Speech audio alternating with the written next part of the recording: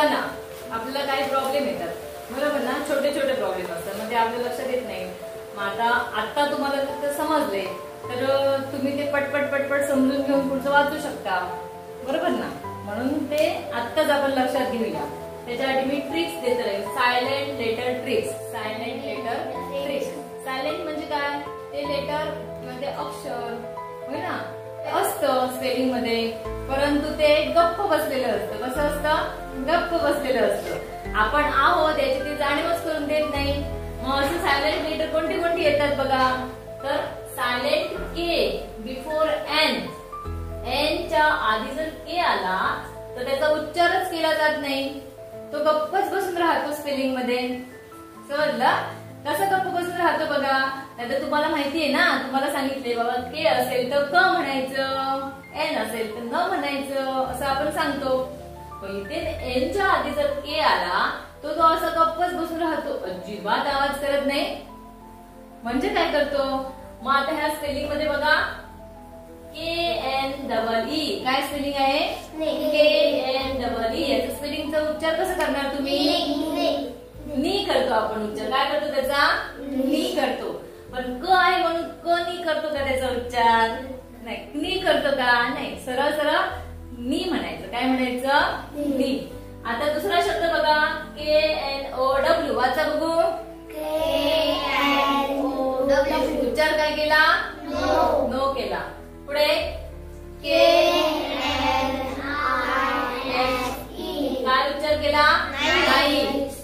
पुढचा उच्चार बघा याचा उच्चार आपण नॉक असा केला. नॉक.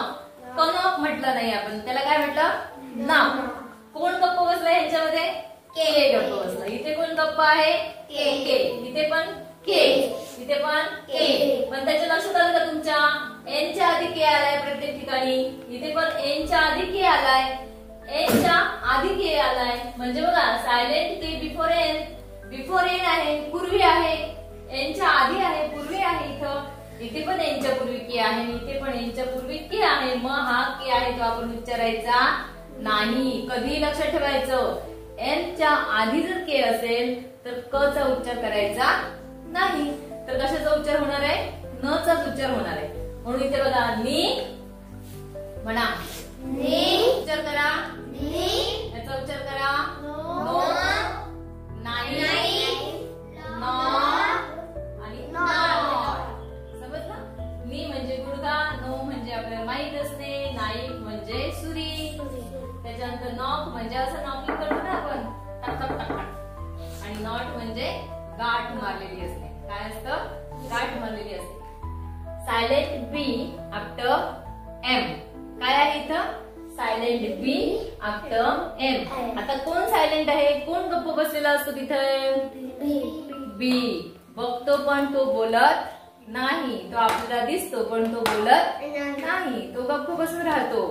मग असं काय कुठे कुठे कोणते कोणते शब्द येतात बघा, ज्यामध्ये एमच्या नंतर बी येतो. काय असतं त्याच्यामध्ये, एमच्या आफ्टर. हे बघा बी आफ्टर एम म्हणजे एमच्या नंतर इथे बी आलेला असतो, तो बोलत नसतो, तो असा गप्प राहतो. कसा गप्प राहतो बघूया. आता हे काही शब्द आहेत बघा, LAMB. काय उच्चार करायचा, लॅम्प. काय उच्चार करायचा, lamp.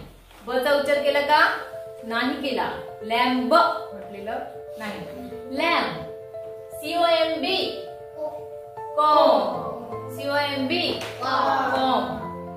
THUMB, thumb. THUMB, thumb. CLIMB, climb.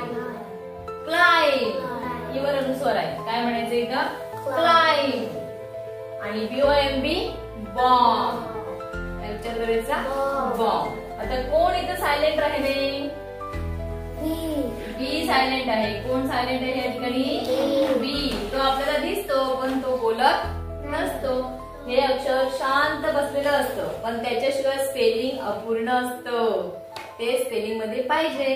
नाही तर आम्ही लॅम्प म्हटलं तर तुम्ही LAM लिहिलं तर स्पेलिंग रॉंग होणार. काय होणार, स्पेलिंग रॉंग होणार. म्हणजे लक्षात ठेवायचं की बी आहे पण तो उच्चार विचार करायचा नाहीये. म्हणून आपण म्हणूया LAMB lamp, COMB comb, THUMB thumb, CLIMB climb, CLIMB climb, BOMB bomb. कळलं? कोण सायलेंट आहे? बी सायलेंट आहे. Silent be after M. M च्या नंतर आलेला बी हा नेहमी सायलेंट राहतो. जसं एन च्या आधी आलेला के सायलेंट असतो. कोण सायलेंट असतो? के. हे दोन लक्षात ठेवणार. अशा प्रकारचे शब्द आपण आपल्या लेसन मध्ये शोधायचे आणि उद्या अभ्यासाला होमवर्क साठी लिहून आणायचे. हा, जास्तीत जास्त शब्द बघायचे. बी चा उच्चार ज्या ठिकाणी आपण करत नाहीये हा के असणारे आणि या ठिकाणी बी असणारे, एम च्या नंतर बी असणारे. समजलं?